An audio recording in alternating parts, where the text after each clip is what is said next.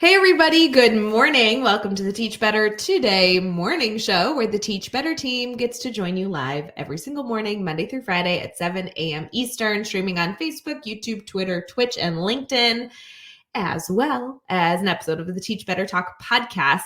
If you are not subscribed over on our Teach Better Talk podcast or on our YouTube or anywhere else you like to enjoy, please make sure you go search the Teach Better team and connect with us. We want to make sure you don't miss any content, sneak peeks, all that fun stuff. Katie Miglin's in the house and she has a bone to pick. So if you are not in the mood to hear Katie vent, then maybe fast forward, we'll be right back.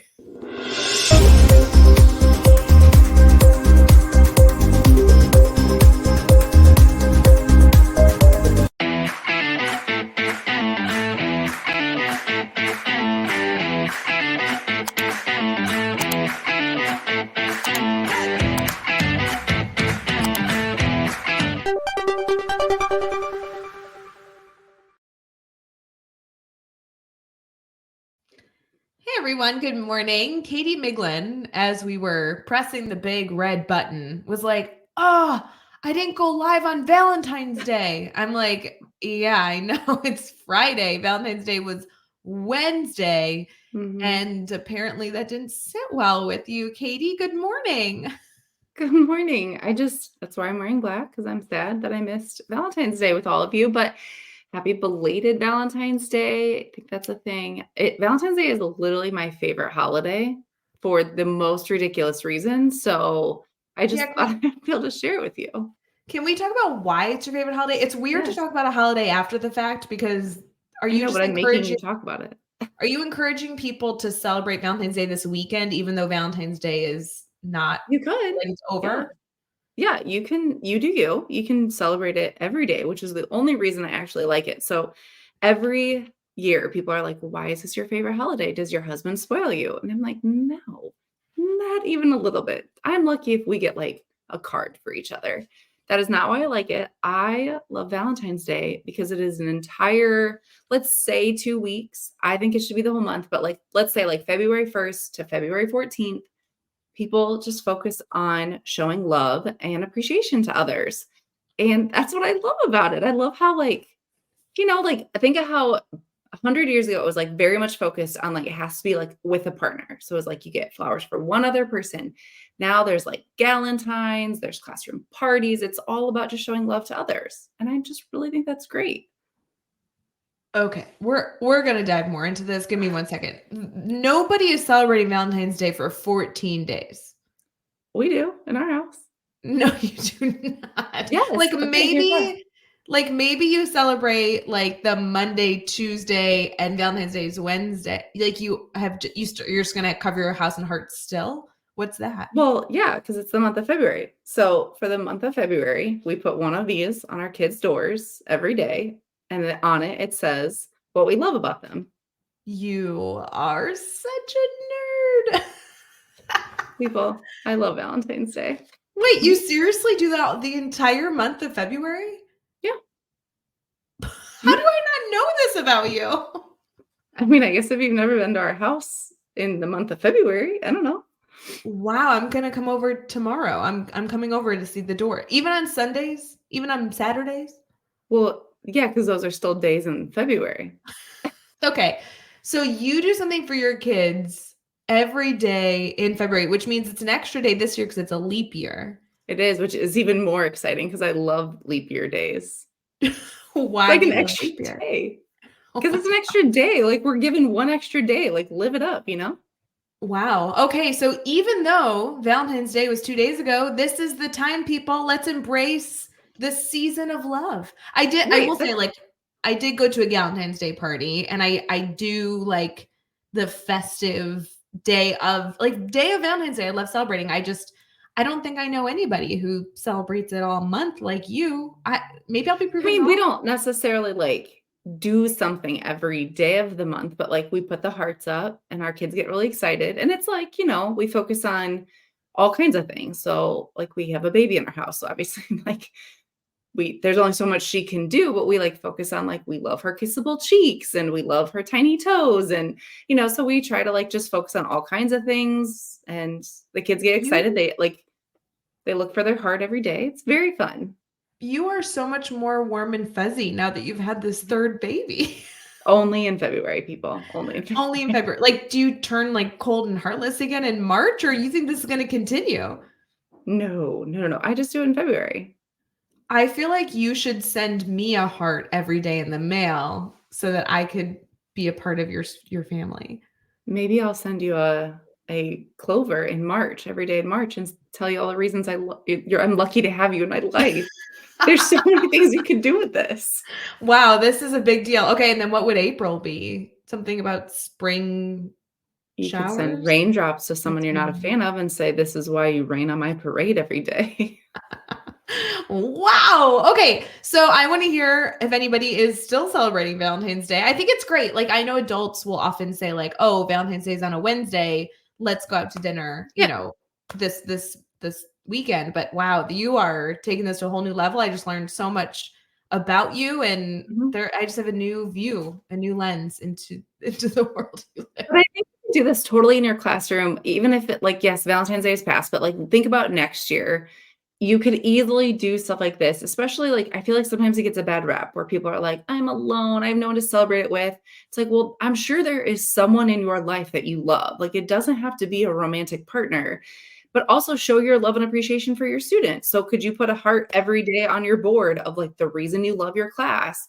Or, could you somehow do that? So I just think it should be a month where we celebrate, like, just loving others. I am so inspired and have all the warm fuzzies inside right now. We'll be right back.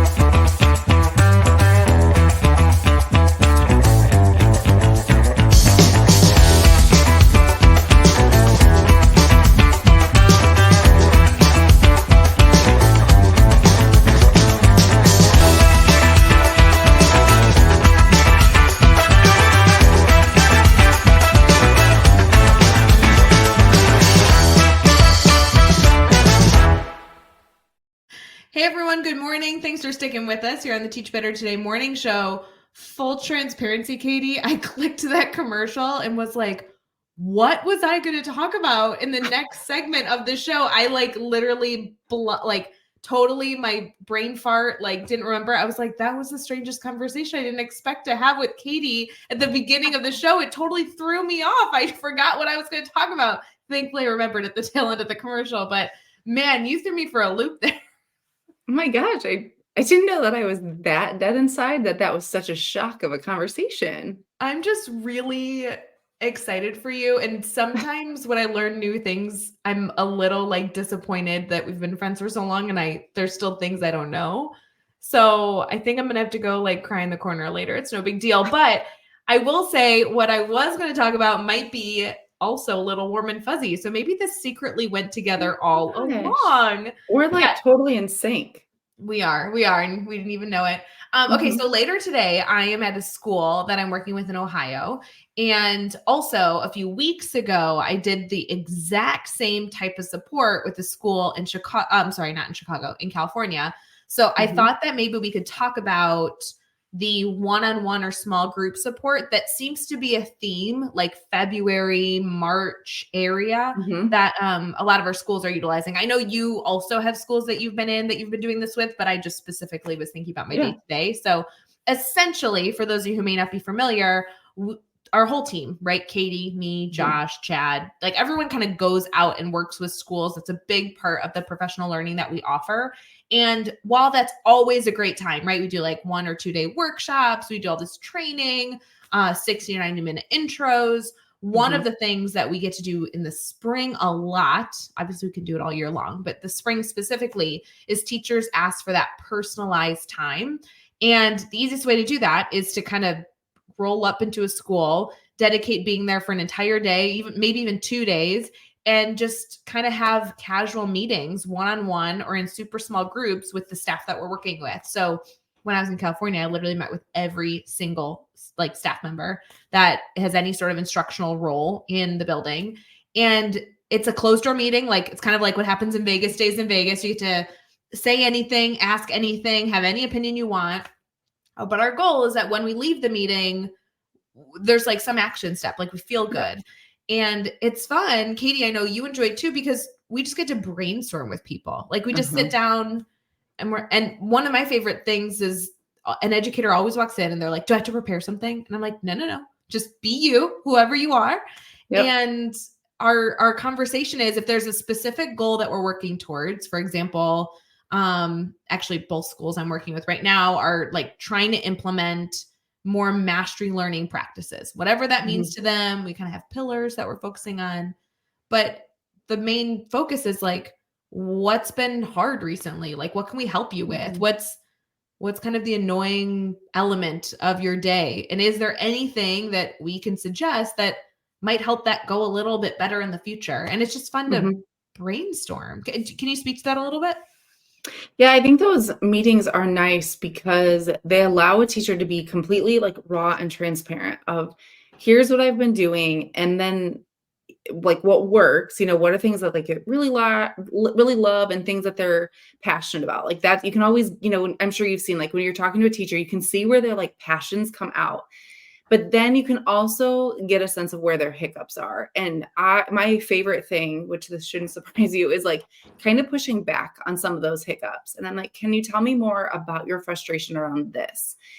And I love when I can say, have you considered X, Y, or Z? Because it doesn't necessarily mean that we are experts. Like what I love about our team is we're not necessarily like experts on every single thing, but it's a completely different perspective. And I love just to provide, like, I'm an outsider. I'm not in the building every day. I'm not in that classroom every day, but I have seen classrooms. I've seen, lots of different teachers. And so just being able to shine some light on a completely different perspective and get them thinking is truly like, it's just so fun because it just gives them a different idea.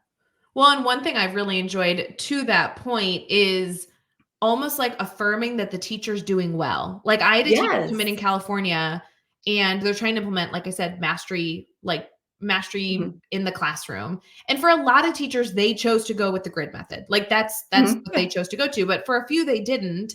That's okay. We just want to make sure that we're still hitting the elements of what a mastery classroom looks like. And if they want to do it a different way, like, amen, we're just here to like support them.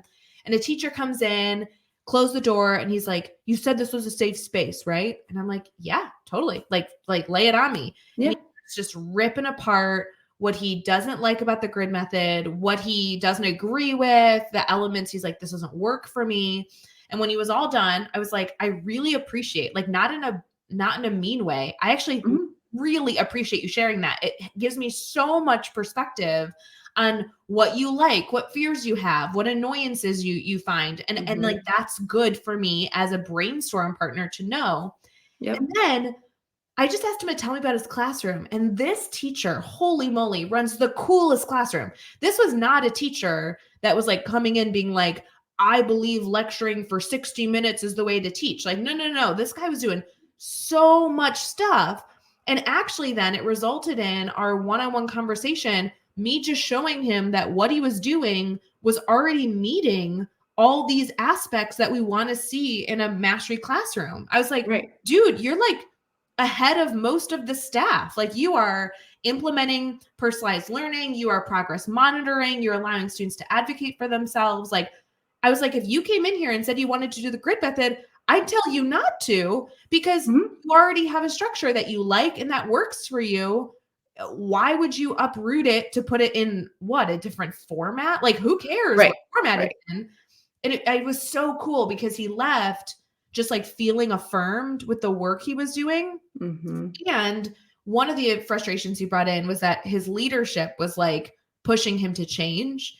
And now we had this whole list of stuff to highlight to the leadership saying, hold on, like, actually, he doesn't need to change in these areas. He's really good stuff. So I feel like it was so helpful to just have this small one-on-one conversation to celebrate. Sometimes teachers just need to celebrate what they're doing and have an outside eye being like, yeah, you're rocking it. Like, don't make something you like. Is there anything you don't like? Let's focus on that. I don't know.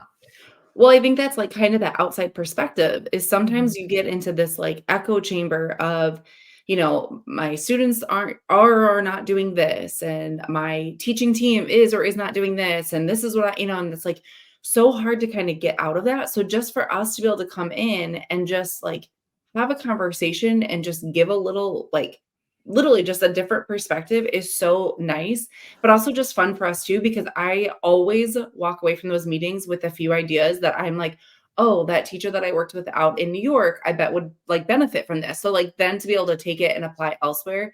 And I think that is like what is so cool about our job is that we get to like go in, learn, give some help, just be there and then continue to do that all over the country. And it's been so fun. Well, and one of the most difficult parts of professional development sometimes is leaving thinking that that you know what you're doing, trying Mhm. it, and then running into problems. And that's like Yeah. really annoying. So I just feel as though the more we can get together after the learning has quote unquote occurred and Mhm. do a recap reflection to enhance our practice, the better. So, Yeah. whether you're doing that with a teacher in New York or, with an educator in Ohio, like I'm going to do today. It's just so valuable to have those personal conversations with our teaching team. So if any of you are interested in like that Mhm. conversation, obviously we do it with schools that we go into and really work with, but Yep. Katie and I always are up for a Zoom call or phone call Mhm. to brainstorm something. It could just be, hey, can I explain to you what I do in my classroom? And maybe we'll see if you have a suggestion. I don't know. Mhm. It could be like very simple. I think that Yeah. it's just good to have contact with the different educator that can lend some perspective, and maybe it will result in something changing, or Mhm. maybe it will result in you just feeling more secure with a specific system or routine that you already have in place, which is kind of cool. Yeah, I love getting those emails of like, "Hey, can we just, like, talk through this thing?" And Yes. it doesn't have to necessarily, like, there's not, like you said, it doesn't have to be complex, there doesn't have to be a lot to it, it's just literally having a conversation, and you can get out of it whatever you want, it's like, if you want advice, if you want just someone to throw an idea around with, like, whatever, but yeah, we are always open to that, and those are honestly, I don't know about you, but my favorite meetings on my calendar, like, you Me too. the team is great, but, like, brainstorming with an educator, I'm like, "Ooh, yay, something fun today." So, Yeah. Yeah. I don't know. I feel like maybe it's intimidating to reach out to do that sometimes, or maybe you're fearful that there's like a cost that you're going to be stuck with and you won't like know it's coming. Like this really is just an offer, friends. Like Katie and yep, there's no cost. Anybody on the team, like if you ever wanted to like talk shop with Jeff or talk shop with Chad or Josh, like just yep, just DM us. We'll hop on a call. We're family, so we're here to help. So, yep. anywho, I'm gonna go and do that with some Ohio educators today. Have But fun. yeah. And Katie, you have an intro with Yeah. somebody today. What are you doing? Yeah, Hold on. I do. Let's go Same look at thing. your I calendar. get on introducing some friends to the grid method and kinda talking through that. It's super short, but I'm excited to do it. And It's that's virtual. it's virtual, right? That's Yeah. cool. So you're gonna see me right here. You're so cool. Free PD. Oh, because they won that with the free PD contest we did earlier. Yeah. Yeah, we've had a lot of Oh, those lately, and it's been really fun just to see new names of, like, schools and districts and leadership, just, like, all of that, because I do all the back end of that. So it's yeah. kinda fun to see, like, "Oh, that's a new name. Oh, that's a new school," and just kinda see the conversation even if I'm not necessarily the trainer. Okay, if somebody was still listening right now, we're at the 18-minute mark, so, like, maybe people Uh-huh. had to run to go, like, No? do their job. If someone's still listening right now and they really wanted to give a free professional development, like, 60 to 90-minute session to, like, their department or their school, could we just give that away? I mean, I think it's just gonna require an email to you, me, Jeff, Chad. Yeah, email Katie so it doesn't get lost. Email That's probably Katie. true. Yeah, email Katie and be like, "Hey, I was listening to Teach Better Today morning show. I want a free professional like learning intro session, 60 to 90 minutes on whatever topic." Just tell Yeah, Katie and we'll make it happen. That'll be fun. All right. that would be We super hope fun. yeah, happy Friday. You got a freebie. We hope you have an amazing rest of your Friday. Happy Valentine's Day for those of you who are still celebrating, especially those in the Miglin house. Woo And we woo. hope you have a wonderful weekend. Bye, guys.